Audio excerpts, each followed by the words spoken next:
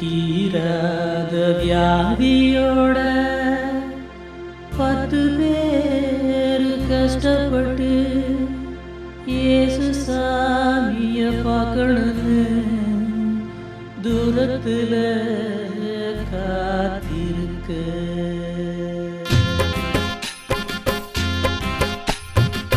தீராத வியாதியோட 10 பேரு கஷ்டப்பட்டு இயேசு சாமிய பார்க்கணுன்னு தூரத்துல காத்திருக்க. கிராமத்துல இயேசு வாரத கண்டு 10 பேரும் கொஞ்சம் தூரத்தில் நின்று ஐயா இறங்கணும் எங்களுக்குன்னு சத்தம் போட்டு ஒன்னா வணங்கி நின்று வார்த்தைய மட்டுமே வாங்கிட்டு போக போற வழியில குணமாச்சு பாரு.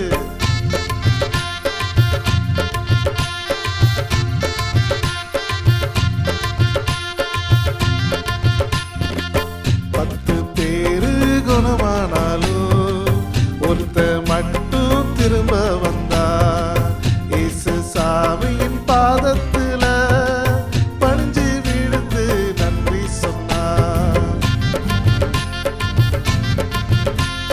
10 பேர் அல்லவா சுத்தமானாங்க, மிச்சம் 9 பேர் எங்க போனாங்க?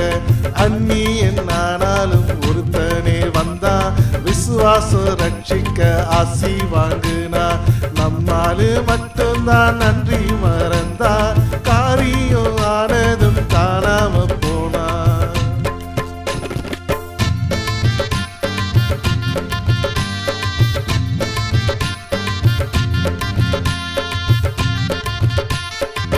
தீராத கவலையோட என்ன கஷ்டம் நீ பட்டாலும் இயேசு சாமிய நம்பிக்கேளு, என்ன ஆகுது நீயே பாரு. தூரத்தில் நின்னு கூப்பிட்ட போதும் 10 பேரும் சுத்தமானத பாரு. ரோகத்தோடு வாழ்ந்த கஷ்டப்பட்டாலோ கர்த்தர் மேல வச்ச நம்பிக்கை பாரு. நம்பிக்கையோட நான் கூப்பிட்டா போதும் வல்ல கரத்தாலே வாழ்க்கையே மாறும். நம்பிக்கையோட நீ கூப்பிட்டா போதும் வல்ல கரத்தாலே வாழ்க்கையே மாறும். தானானே தன்னானே தன்னை தன்னானே, தன்னானே தன்னானே தன்னை தன்னானே.